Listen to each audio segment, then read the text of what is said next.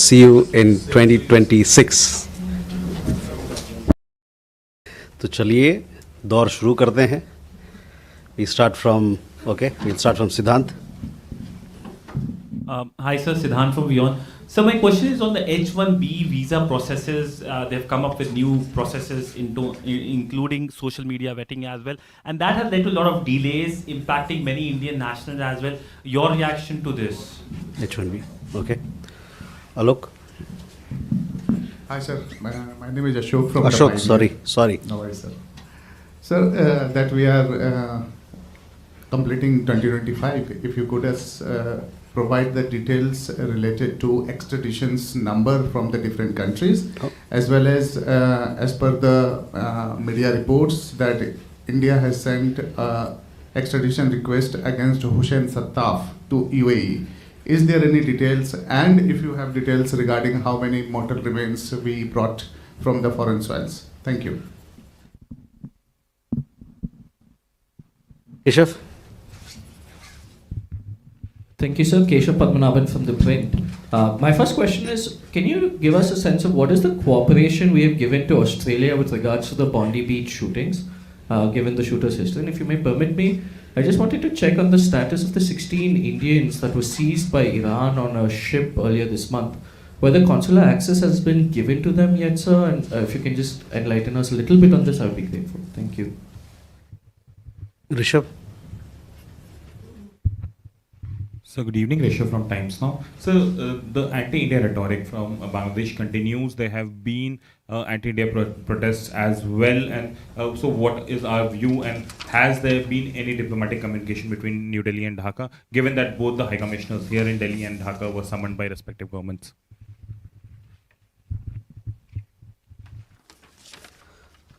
Okay. Akhilesh. So recently, 2 Hindu minorities have been killed in Bangladesh, and situation is getting aggravated every day. So, do you have any communication with Bangladesh interim government? Okay. So let's go one by one. First to Siddhant's question on H-1B visas. Yes. The Government of India has received several representations from Indian nationals who are facing delays or problems with their rescheduling of their visa appointments. While we do understand, as you also understand, that visa-related issues pertain to the sovereign domain of any country, we have flagged these issues and our concerns of our nationals to the US side, both here in New Delhi and in Washington, D.C. And we hope that these delays and these disruptions will be addressed. There are several people who have been stranded for extended period of time because of scheduling or rescheduling issues of consular appointments, and these have also caused a lot of hardships to their families, to the family life that they have, as also to the education of their children. As you would understand, and I think there was a communication from the US government also, that with effect from December 15th, they have expanded their review process or processes that they have, which covers specialty occupation temporary H-1B visa applicants, and it also is applicable to the dependents who are covered under H4 category visa. This particular change that they have introduced is applicable globally to all countries. But on our side, the Government of India remains actively engaged with the US side to address and minimize the disruptions that have been caused to our nationals. Ashok, your question regarding extradition numbers, I don't have these factual details with me, but yes, some of these details are available in the public domain and you can have a look at that. The question about the extradition request on United Arab Emirates as well, I will come back to you as to what is the situation in regard to that particular matter as well. And your question regarding, mortal remains, again, this is the latest. I will come back to you on this particular detail, but I understand that these are available in public domain, especially if you go to the website of Lok Sabha or Raj Sabha, and if you look at the questions that have been answered in the past, including as recent as this month, you will get some of these details. But I'll come back to you on request. Keshav, regarding your question, we are aware of the reports of the individuals responsible for the Bondi beach terrorist attack. Australian authorities are in touch with our authorities on this matter. In regard to Indian nationals who you've told that they have been apprehended or they are in detention right now, I don't have an update for you, but we'll come back to you as to where we stand on this particular matter. Indian, as and when there are issues in regard to Indian nationals, their detention or any other issue connected to them, our embassy duly takes it up with the concerned government. In this particular case, it happens to be Iranian authorities in Tehran, as to where we are, what sort of consular access has been given, etc. I will report back to you, or I shall inform you of the latest development. Rishabh, regarding anti-India rhetoric, you would have seen also in the last several days we have issued a couple of or more than couple of statements. We have rejected the false narrative that has been projected in Bangladesh. You would understand that law and order or security situation or the developments that are happening in Bangladesh is the responsibility of the government of Bangladesh, and to portray a narrative where things go in some other direction is completely false, and we reject that.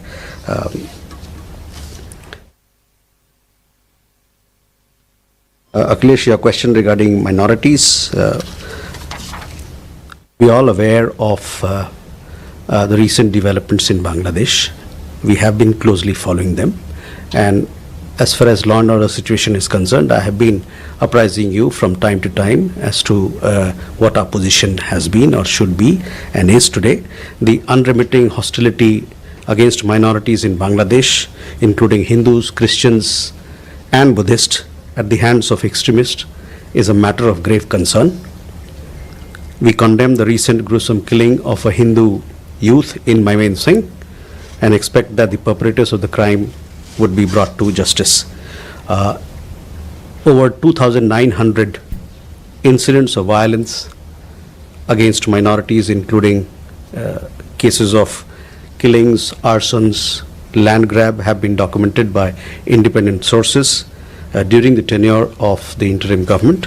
These incidents cannot be brushed aside as mere media exaggerations or dismissed as political violence. Bangladesh में अल्पसंख्यकों, जिसपे हिंदू भी हैं, ईसाई भी हैं, बौद्ध धर्म के लोग भी हैं, उनके खिलाफ लगातार हिंसा हो रही है। यह एक गंभीर चिंता का विषय है। हाल ही में मैमन सिंह में एक हिंदू युवा की हत्या हुई, उसकी हम घोर निंदा करते हैं। हम ये भी उम्मीद करते हैं कि अपराधियों को जल्द से जल्द कटघरे में लाया जाएगा। और आपको जैसे बताया मैंने कि स्वतंत्र सूत्रों के अनुसार पिछले इस अंतरिम सरकार के कार्यकाल में 2900 ऐसे वारदात सामने आई हैं जो हत्या से संबंधित है, या आगजनी से हो, या ज़मीन हड़पने के मामले से हो। और इन घटनाओं को मीडिया की यतिशक्ति या एग्जैजरेशन कहकर या राजनीतिक हिंसा बताकर इसको नज़रअंदाज या दरकिनार नहीं किया जा सकता।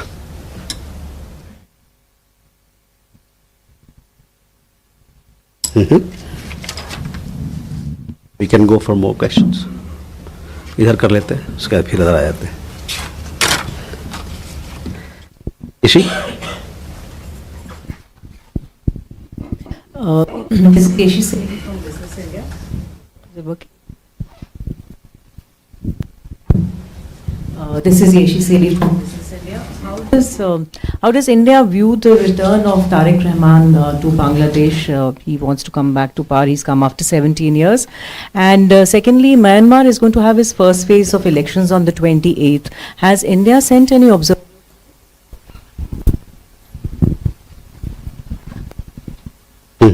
Yeshi? Oh, sorry, Ayushi. This is Ayush Shirwar from ANI. Sir, an Indian origin student studying at Canada's University of Toronto, he was killed after he was fatally shot near the campus by unknown attackers. Do we know more about the incident? Siddhant, Kalol.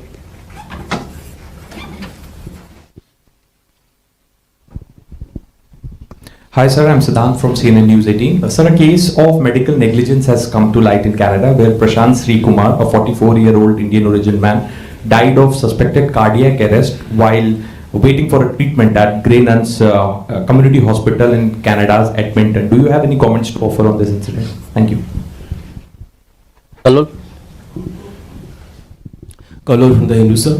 Sir, in a hard-hitting editorial, Pratham Alo has, in Dhaka that is, has said that India is allowing Sheikh Hasina and other prominent leaders of the Army League to carry out anti-Bangladesh activities while being in India. Do you have a remark on that, sir? And also, I mean, what is India's, I mean, I haven't heard from the Indian authorities about the burning down of the two major newspaper offices in Dhaka, that is Pratham Alo and Daily Star. A comment on that as well, sir. Megha. Good afternoon, sir. Megha from NewsX. There has been a second Hindu death that has also been reported yesterday from Bangladesh. The Yunus government has in fact come out and made a statement that this man in question was a terrorist. Now there has been no trial that has been held. He has not been convicted of any crime. Has the Indian government spoken to the Yunus government of what is happening and what really happened on the ground? Because he was also lynched. There was a group of locals who beat him to death. Okay. Sir मैं जयप्रकाश दैनिक जागरण से हूँ। बांग्लादेश से ही related मेरा सवाल है sir कि वहाँ की सरकार ने अवामी लीग को भी प्रतिबंधित कर दिया है और भारतीय विदेश मंत्रालय कहता रहा है कि वो निष्पक्ष चुनाव की उम्मीद करता है। तो ऐसे में इस कदम को आप कैसे देख रहे हैं?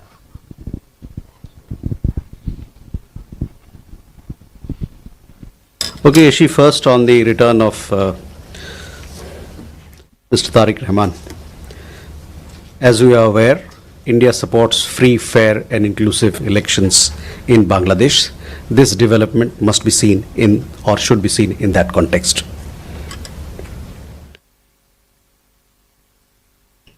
On Myanmar, we stand for democratic transition in the country. Elections are to be held. We support free, fair and inclusive elections in which everybody participates. And India stands for peace and stability and return of normalcy in the country. In regard to your question about observers, I don't have an update on that. So I shall come back to you.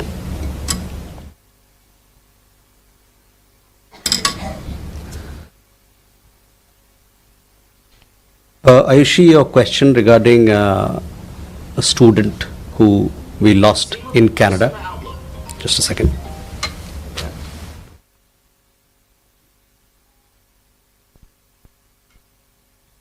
Sorry. Your question regarding an Indian student who died in Canada. We are in touch with his family. It's very unfortunate. We convey our deepest condolences. We are also in touch with local authorities as to what the circumstances, etc., that led to the death. We'll come to know of those details more, but we are in touch with local authorities in the matter. And as also our consulate is extending all possible support to the family of the person who died. एक भारतीय छात्र का Canada में shooting के दौरान हत्या हुई है। उनके परिवार बहुत दुखद है और हम अपनी शोक व्यक्त करते हैं। हमारी जो कौंसलावास है वहाँ उनके परिवार से लगातार संपर्क बनाए हुए हैं इस मसले पे, और साथ ही साथ वहाँ जो स्थानीय अधिकारी हैं उनसे भी वो इस मामले में बातचीत कर रहे हैं, ताकि उसको क्या इन्वेस्टिगेशन है, क्या छानबीन होना चाहिए, उस बात को और आगे ले जाया जा सके। और हमारे कौंसिल आवास की तरफ से जो भी मदद हो सकता है इस मसले में वो हम कर रहे हैं। Siddhant, regarding the medical case that you referred, yes, the person is of Indian origin, but he happens to be, I understand, a Canadian national. So obviously, the government of Canada should take responsibility and in this particular matter.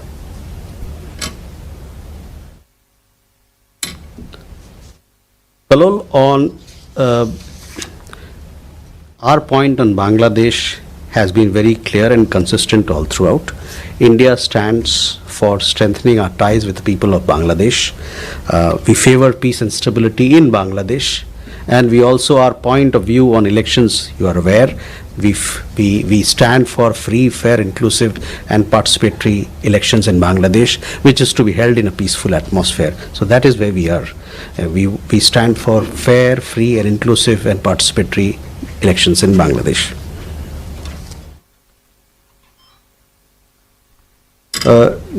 Megha, in regard to your question about the second death that you talked about, on this particular issue, our position is very clear as to how we look at security of minorities.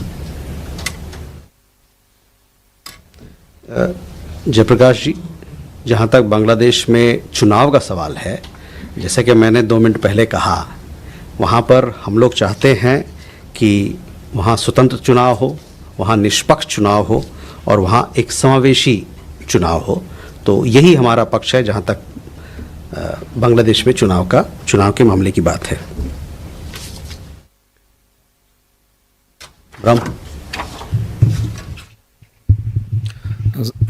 Sir, Brahma Prakash Dubey, ji news से। मेरा सवाल है, पिछले सप्ताह एक video viral हुआ ललित मोदी और विजय माल्या का, जिसमें वो कह रहे हैं कि हाँ हम भगोड़े हैं। ऐसा लग रहा है कि वो भारतीय एजेंसियों को जानबूझ के इंटेंशनली चिढ़ा रहे हैं। तो इस मामले में क्या स्थिति है? क्या भारतीय जो एजेंसियां हैं वहाँ उसमें कोई ढील दी जा रही है या फिर क्यों देरी लग रही है? इसको लेकर कोई अपडेट है क्या?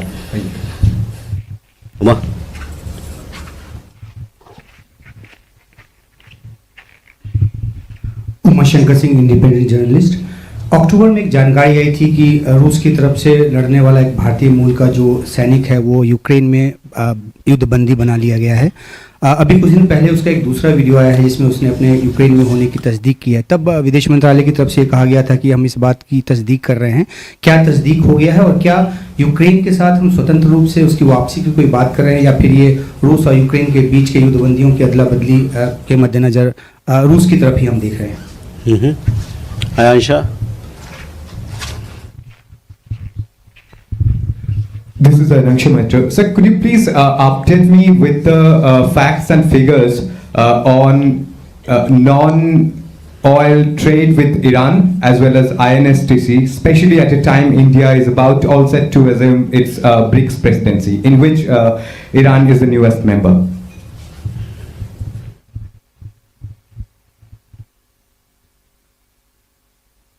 Okay, नीरज।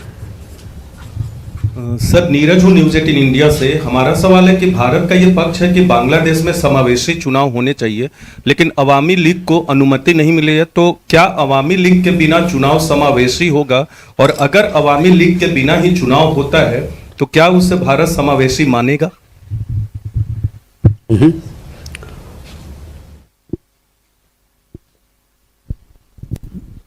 सर्जना शर्मा, सलमान से। आजकल SIR प्रोसेस चल रहा है, उसमें बहुत सारे अवैध बांग्लादेशी पाए गए हैं और यूपी ने डिटेंशन सेंटर भी खोले हैं। तो इसका जब इनको डिपोर्ट करने का क्या तरीका रहेगा? क्या इन सबको डिपोर्ट किया जाएगा? ओके, सो फर्स्ट पहले ब्रह्म देखिए, जो भी भगौड़े हैं, भारत सरकार प्रतिबद्ध है कि जो भी यहाँ से भागे हुए लोग हैं, हमारे कानून के दायरे से भागे हुए लोग हैं, उनको हम वापस लाएंगे। इस मामले में कई देशों के साथ हमारी बातचीत चल रही है और मैं आपको आश्वस्त करना चाहता हूँ कि हम इस मामले पर पूरी तरह से ठोस हैं और प्रतिबद्ध, हमारा प्रतिबद्ध हैं कि उनको वापस लाया जाएगा. We remain fully committed that people who are fugitive, who are wanted by law in India, they return to the country. For this particular return, we are in talks with several governments and processes are on. As you know, in several of these cases, there are several layers of legalities which are involved in it. But we remain committed to bring them back to the country so that they can face trial before the courts here.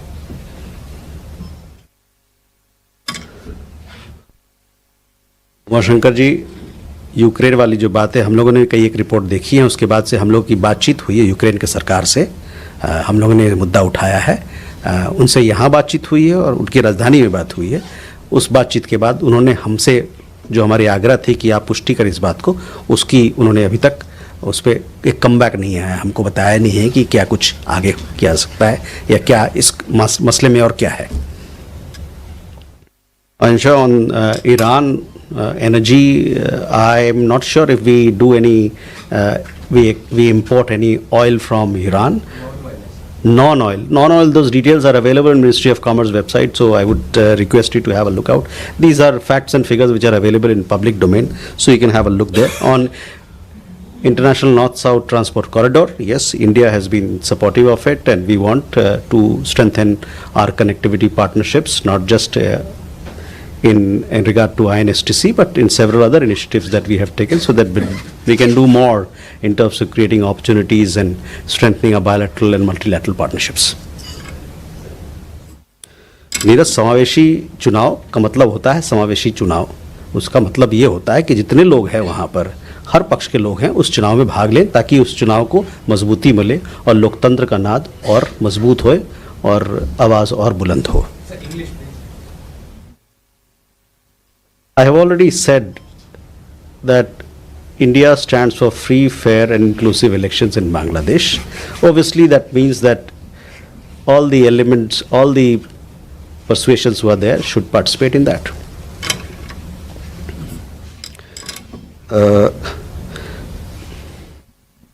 आपका सवाल अवैध लोगों को लेके है,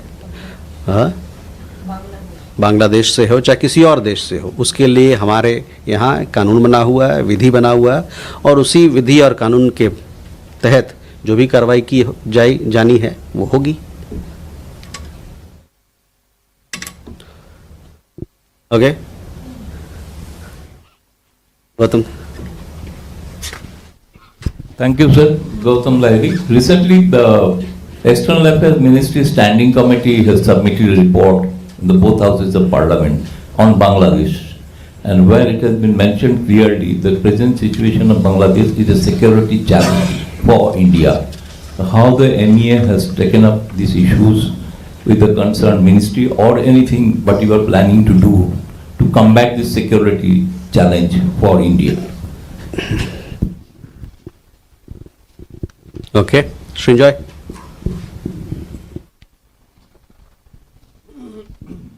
So, continuing with the security challenge issue, just last month, PNS Saif, a very major Pakistani warship, was in Bangladesh on a goodwill visit.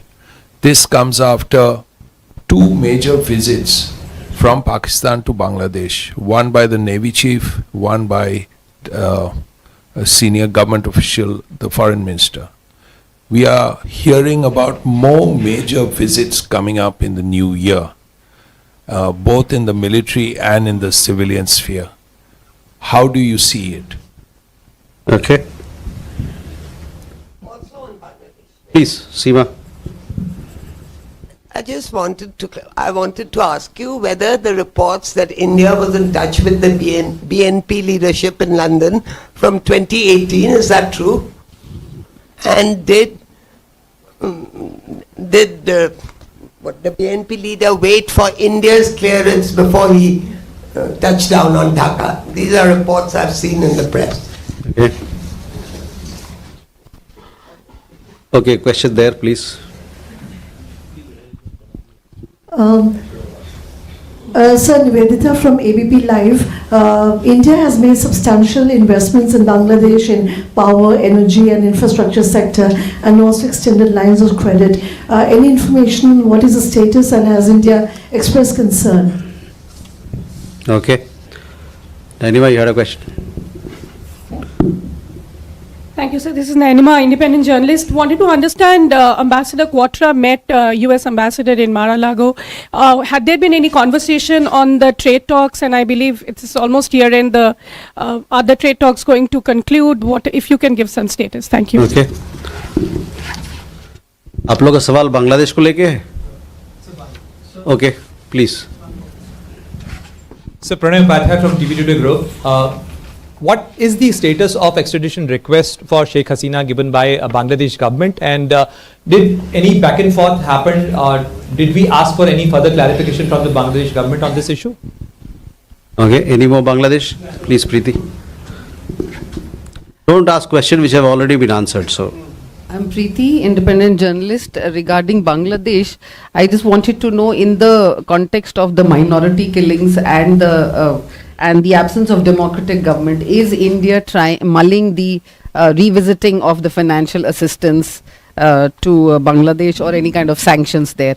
If you permit me, I can ask another question. No, please. Israel-related. We'll give chance to others before we. Otherwise, I'll lose track of all the questions that have been asked. Bangladesh पे कोई और सवाल है तो पूछ लीजिए. वही सवाल पूछना था, ठीक है. सर, मैं सुशील राघव हूँ जनसत्ता से.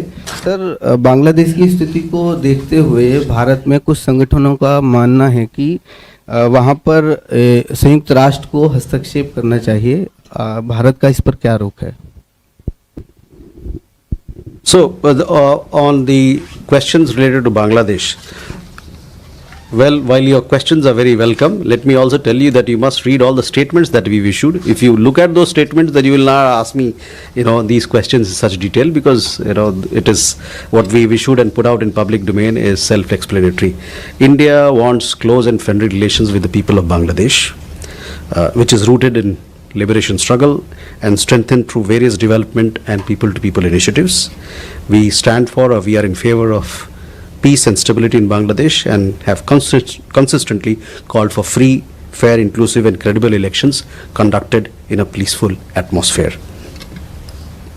Gautamda, I guess this is how I'll respond to your question. Srinjoy, on your question, yes, we closely follow all such developments and take up action as is required in our interest.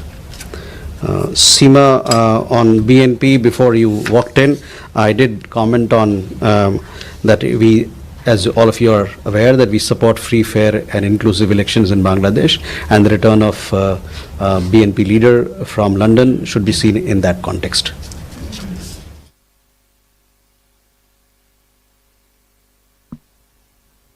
Nivedita, again on Bangladesh, LOC's development cooperation, I just answered your question that we want to have strong and vibrant ties with the people of Bangladesh, and we look at your question and our development assistance in that regard. Pranay, extradition प्रत्यर्पण का जहाँ तक बात है उसमें कोई बदलाव नहीं है. जो हमने पहले कहा था, that is where it stands in regard to the request on extradition. On financial Preeti assistance, with Bangladesh we have a broad-based relationship. Obviously, there are circumstances are little different now, but we stand for peace and stability in the country, and we want to have strong ties with people of Bangladesh. More questions? Sorry? Okay. Oh, sorry, I missed your question. That is what happens when you ask too many questions in one go.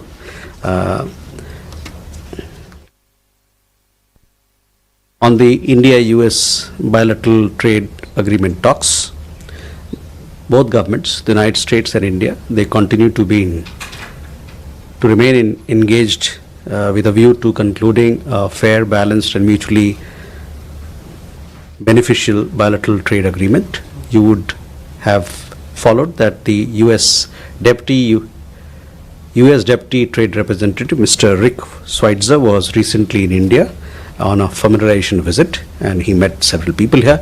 For more details as to where the trade talks are, I would refer you to the Ministry of Commerce. Yes. Okay. Abhishek. Hi, sir. Abhishek, independent journalist. Sir, my question is, European Union Trade Commissioner in a recent interview to a European magazine has said that European leaders Ursula von der Leyen and Antonio Costa will be the chief guest at 26th of January, Republic Day. And also, he is looking forward to having the India-EU FTA sealed during that visit. Your comments on that? Okay. Raghavendra. Raghavendra Verma from German television ZDF. So my question is regarding the reports on the long-lost nuclear spying device from the US at Nanda Devi.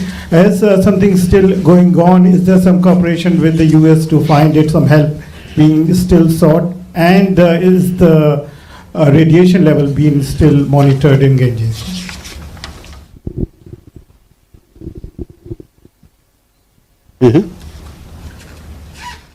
Karul, you want to ask a question? I want to repeat what Neeraj has asked before me about this inclusive and participatory election in Bangladesh. The question is, will India recognize the results of an election in Bangladesh which may not include the Awami League, because the interim government has ruled out the Awami League from that upcoming election in February 2026. Okay. So,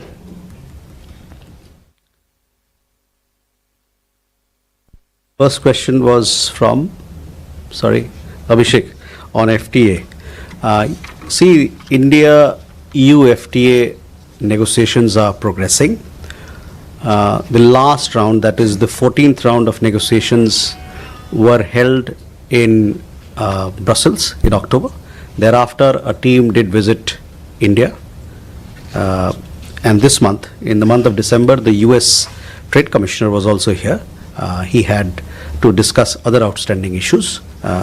Both sides remain engaged, and we'll see how we can take this conversation that we are having on India-EU FTA talks forward. I would also like to let you know that Commerce Minister, as you would have seen, also had visited in the month of October. In return, the US Trade Commissioner visited India in this particular month, along with other negotiators of the team. Both, as you are aware, India and the European Union, at the leaders level, when we had the historic visit of the EU College of Commissioners in February this year, there was a commitment at the political level to conclude a balanced, ambitious and mutually beneficial FTA during the course of the year. Raghavendra, on your questions, I don't have the details, but my understanding is that there's nothing of that sort what you referred to was found. Kalol, we have our position on elections in Bangladesh is well known. Inclusive elections, free and fair elections means free, fair and inclusive elections. With that, ladies and gentlemen, thank you very much. Wish you a happy new year. See you in 2026.